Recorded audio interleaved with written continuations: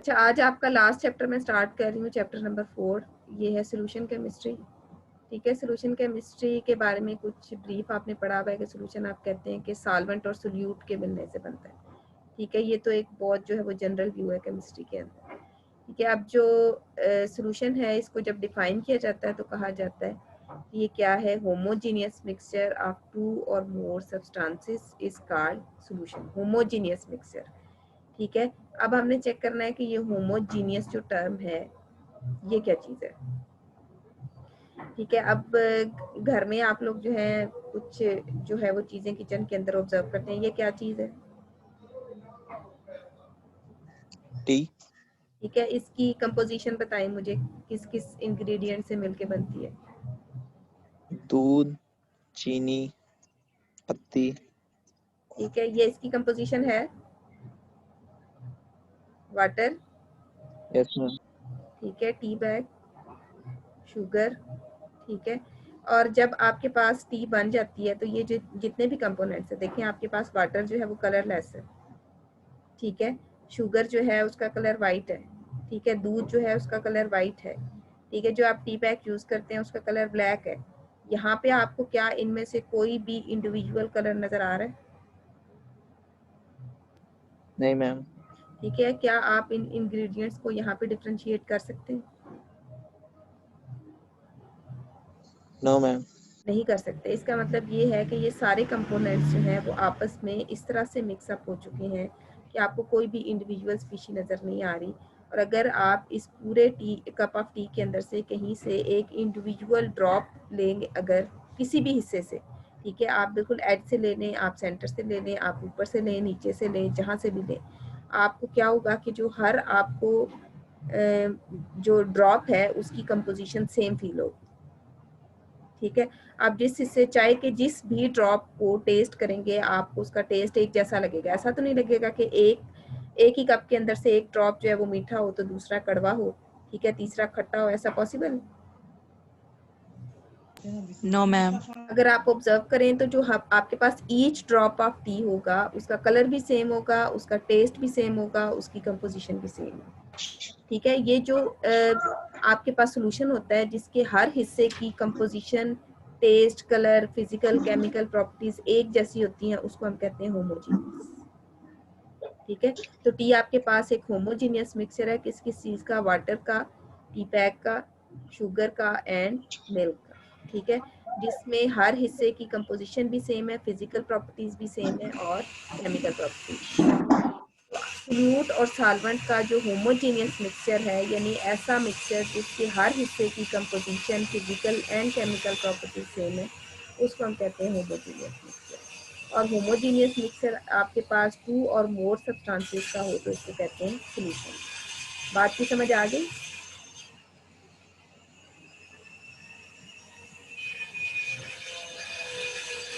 Class समझ आ गई है? सोल्यूशन क्या है, होमोजीनियस मिक्सचर क्या है? Yes ma'am. Yes ma'am. ठीक है, अब देखिए अगर मैं एक जो है वो पीस ऑफ मीट यानी गोश्त का एक टुकड़ा पानी के अंदर डाल देती हूँ तो वो सोल्यूशन है? No ma'am. नो, क्योंकि आपके पास वो जो गोश्त का टुकड़ा है वो कभी भी होमोजीनियसली जो है वो वाटर के अंदर मिक्स अप नहीं होगा। और पानी का आप एक हिस्सा लेंगे तो उसके अंदर सिर्फ वो पीस ऑफ मीट होगा और एक हिस्से के अंदर सिर्फ वाटर होगा। कहीं पे भी इन दोनों की इक्वल कंट्रीब्यूशन नहीं होगी, कहीं पे भी दोनों का colour, physical, chemical property same नहीं है। तो ये आपके पास सोल्यूशन नहीं है, ये हेट्रोजीनियस सोल्यूशन है, हेट्रोजीनियस मिक्सचर है। आपने होमोजीनियस मिक्सचर लेना है सिर्फ सोल्यूशन के। ठीक है, अब ये आपके पास होमोजीनियस सोल्यूशन जो है उसकी एक एग्जांपल आ गई। ठीक है, अब मुझे ये बताइए ये क्या चीज़ है? मैम ये भी होमोजेनियस मिक्सचर है। होमोजीनियस मिक्सचर है क्योंकि आप इसके जिस भी हिस्से की कंपोजिशन लें, ठीक है, ये जो आपने जो है वो ड्रिंक बनाया है, इसके जिस भी हिस्से की आप कंपोजिशन लें, उसका कलर, उसकी फिजिकल प्रॉपर्टीज, उसकी केमिकल प्रॉपर्टीज, उसका टेस्ट, ठीक है, ये सब कुछ सेम है। इसलिए हम ये कहते हैं कि आपके पास ये भी क्या है, एक होमोजीनियस सॉल्यूशन है। ठीक है, तो अब आपके पास एक कॉमन थॉट क्या है कि सॉल्वेंट और सोल्यूट जो है उन दोनों के मिक्स होने से सोल्यूशन बनता था, लेकिन अभी आपने आइडेंटिफाई किया है कि सोल्यूशन आपके पास क्या है, एक होमोजीनियस मिक्सचर है। ठीक है, एक और कॉमन थॉट आपके पास क्या है कि आपके पास जो सॉल्वेंट है वो लिक्विड होता है और सोल्यूट सॉलिड होता है, यही सोचते हैं ना आप? जी सर। ठीक है, और सॉलिड, अब जो आपके पास एक्चुअल कंप्लीट जो आपके पास स्टडी है ना सोल्यूशन की, उसके अंदर आपका सॉल्वेंट ना सिर्फ लिक्विड हो सकता है बल्कि सॉलिड भी हो सकता है। ठीक है, आपका सॉल्वेंट गैस भी हो सकता है। कैसे? क्योंकि जब सोल्यूट और सॉल्वेंट को आप डिफाइन करते हैं तो आप कहते हैं कि सॉल्वेंट आपके सोल्यूशन का वो हिस्सा है जो लार्जर क्वांटिटी में, ठीक है, और सोल्यूट आपके सोल्यूशन का वो हिस्सा है जो स्मॉलर क्वांटिटी है। जैसे देखिए, मैं अगर 1 स्पून शुगर जो है वो 1 ग्लास ऑफ वाटर के अंदर ऐड करती हूँ, तो इन दोनों में से सोल्यूट और सॉल्वेंट जो है वो आपने डिसाइड करना है। ठीक है, अब मुझे ये पता है कि अगर मैं 1 spoon sugar 1 glass of water में ऐड करती हूँ, तो आपके पास ज्यादा क्वांटिटी में क्या है, शुगर या वाटर? वाटर। वाटर। तो वाटर जो है वो सॉल्वेंट होगा, सोल्यूट होगा? सॉल्वेंट। सॉल्वेंट। जो भी एंटिटी सोल्यूट और सॉल्वेंट में आपके पास लार्जर क्वांटिटी में, सोल्यूशन में जो भी एंटिटी लार्जर क्वांटिटी में है वो सॉल्वेंट है। अब सपोज मैं एक जो है वो ग्लास भरा हुआ चीनी का ले लेती हूँ और 1 स्पून वाटर उसमें ऐड करती हूँ, आप सॉल्वेंट क्या है?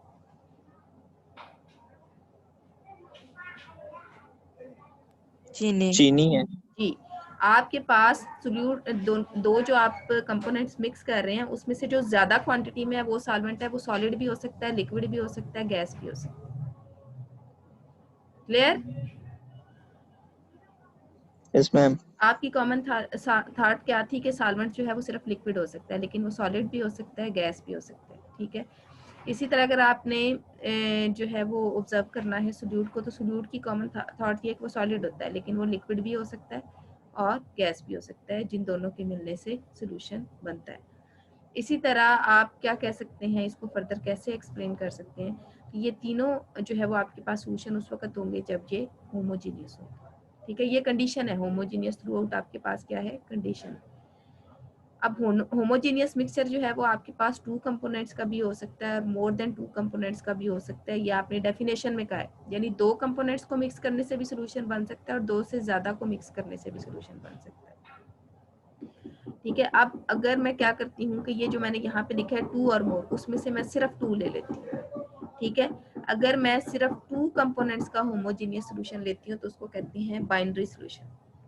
ठीक है, बाइनरी सोल्यूशन क्या है? वैसे तो आपके पास होमोजीनियस मिक्सचर 2 कंपोनेंट्स का भी हो सकता है, 2 से ज्यादा का भी हो सकता है, मोर देन 2 का भी हो सकता है, लेकिन अगर आप सिर्फ 2 कंपोनेंट्स का होमोजीनियस सोल्यूशन लेते हैं तो उसको हम क्या कहते हैं, बाइनरी सोल्यूशन। क्लियर?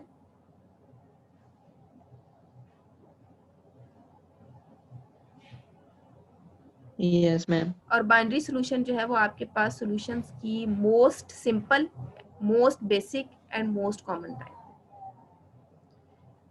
अब जो है वो हम क्या करते हैं कि ये जो आपका बाइनरी सोल्यूशन है इसको चेक करते हैं। बाइनरी सोल्यूशन जो है उसके अंदर 9 पॉसिबिलिटीज हैं on the base of physical and chemical property और फिजिकल और chemical state of solvent and solute. पहली पॉसिबिलिटी क्या है कि आपका सोल्यूट जो है वो सॉलिड हो। ठीक है, दूसरी पॉसिबिलिटी है कि आपका सोल्यूट लिक्विड हो। तीसरी पॉसिबिलिटी ये है कि आपका सोल्यूट गैस हो। ठीक है, जो भी आपके बाइनरी सोल्यूशन के अंदर जो भी कंपोनेंट ज़्यादा क्वांटिटी में होगा वो सॉल्वेंट है और जो कम क्वांटिटी में होगा सोल्यूट है। इस डेफिनेशन को आपने माइंड में रखना है। ठीक है, अब ये भी हो सकता है कि आपने सॉलिड को सॉलिड के अंदर ही डिजोल्व किया हो, ये भी हो सकता है कि आपने क्या किया हो, लिक्विड को सॉलिड में डिजोल्व किया, और ये भी हो सकता है कि गैस को सॉलिड में डिजोल्व किया हो। ठीक है, ये आपने एफएससी में भी जो है वो छोटी छोटी एग्जांपल्स जो है इसकी कुछ पढ़ी होंगी। इसी तरह आपके पास फर्दर पॉसिबिलिटी क्या है कि आपके का सॉल्वेंट जो है वो लिक्विड भी हो सकता है। ठीक है, यहाँ पे तो मैंने कहा कि सॉल्वेंट सॉलिड है अगर वो मोर क्वांटिटी में है as compare to other component. अगर लिक्विड मोर क्वांटिटी में है as compare to other component तो वो सॉल्वेंट होगा। लिक्विड सॉल्वेंट हो तो उसके साथ सोल्यूट सॉलिड भी हो सकता है, लिक्विड या गैस भी हो सकता है। इसी तरह आपका सॉल्वेंट जो है वो गैस भी हो सकता है। अगर वो गैस है तो गैस के अंदर सॉलिड, लिक्विड या गैस को फर्दर डिजोल्व किया जा सकता है। इसका मतलब ये है कि सॉलिड के लिए या सोल्यूट के लिए भी कोई भी फिजिकल स्टेट पॉसिबल है। सोल्यूट सॉलिड भी हो सकता है, लिक्विड भी हो सकता है, गैस भी हो सकता है। इसी तरह सॉल्वेंट के लिए भी कोई भी पॉसिबिलिटी है, ये सॉलिड भी हो सकता है, लिक्विड भी हो सकता है, गैस भी हो सकता है। तो इस बेस पे हमारे पास बाइनरी सॉल्यूशंस की 9 कैटेगरीज हैं जो यहाँ पे मैंने लिख दी हैं इस टेबल के अंदर। ठीक है। आप अगर आप सॉलिड इनटू सॉलिड देखें तो उसकी एग्जांपल है आपके पास अलॉयस। अलॉयस का पता है? Yes, ma'am. Mixture ये of जो, हाँ, metals. एक मेटल को जो दूसरी मेटल में मिक्स किया जाता है तो डेफिनेटली मेटल सॉलिड होती है।